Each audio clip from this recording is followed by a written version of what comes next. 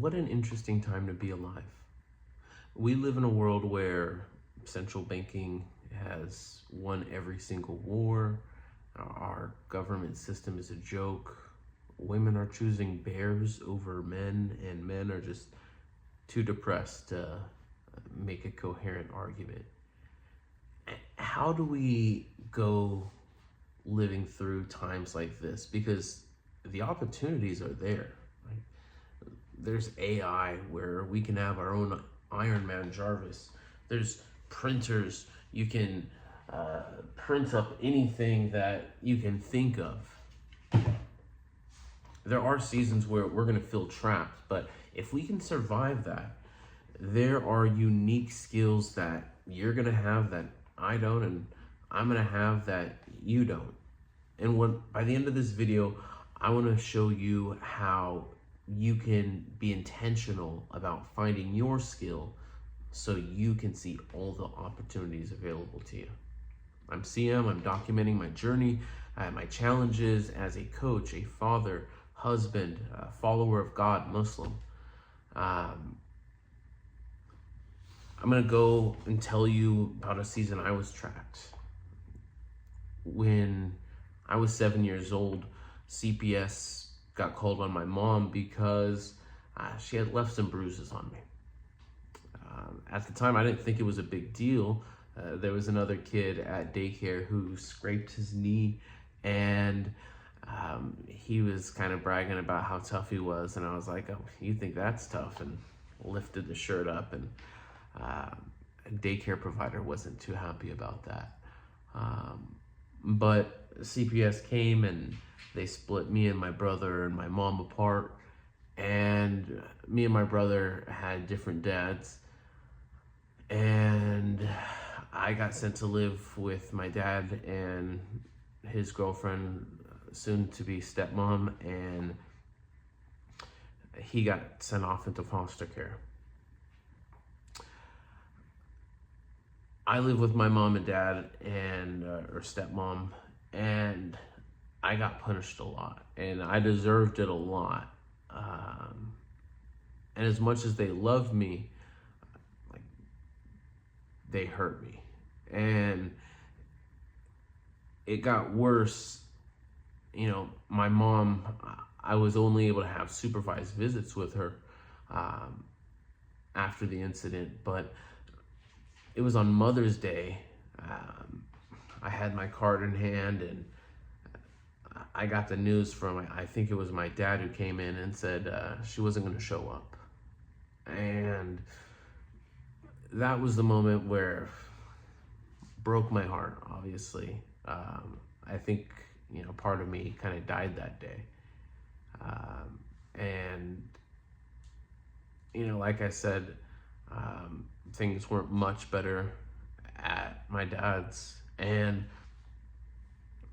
my stepmom, she did her best, and she definitely loved me, but she would say hurtful things like, lucky to even be there, and my mom, didn't even want me, and fucking hurts a kid, obviously. And it was that point where I stopped wanting to live. Like, I didn't want to end it because I was afraid of pain, but if I never woke up again, not the end of the world to me. I hit my breaking point a couple different times. First time was in 5th grade. I could not take another beating, and so I knew it was coming. Zoomed out of the house, barefoot and all. Stayed only like a mile away in an undeveloped plot of land. But what I did was, I even saw helicopters in the search party at night, but I tried to stay as small as I could. I was a skinny little thing, and there were coyotes that came through. It was a wild night. I had to throw mud at them, and I was content to kind of live as a bum. Only happened for a night. The next day, I was walking along and a truck pulled up, and a lady came out. I thought it was my grandma, and then I got closer to her. It was just someone part of the search party, but I was already so tired that I gave in. Another time in 8th grade, I hid under a futon for like 5 days, and that's disgusting. But I didn't want to like rat on my parents. I didn't want to cause any more trouble. Like my dad fought to have me and keep me, and like I was my hero. And so I didn't know what to do.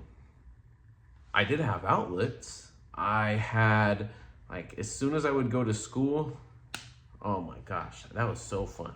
Loved it. I was a class clown. I picked up on lessons very quick. And so, like, I spent the rest of the time just talking to people. I went to, like, I think 10 plus schools growing up. So, spent a lot of time trying to get to know people. And, you know, maybe talk to the ladies as well. But as soon as I would go out and being able to talk to people, that was it, which is crazy because now I'm an introvert. Although, how am I on camera talking now? Well, crazy. But moral of the story is I had outlets, and even at home, like, I would steal, I'd lie. Like, I think that was ways of trying to have some sort of power, some sort of control over my life. I'd get in a lot of trouble for it, and I'd always repeat the cycles. But how did I find my unique strength coming from this, surviving this challenge? Well, there are certain qualities that you need to have gone through everything that I went through. If you feel like dying, you don't really have fear. Like, you'll do whatever, you'll go through whatever pain tolerance. If you have a high pain tolerance, you can kind of go through anything.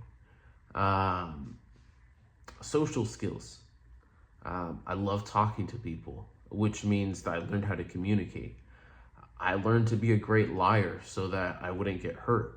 And so that made me be able to read people's faces and hear their tone and be able to speak a certain way that I know would be able to maybe manipulate someone.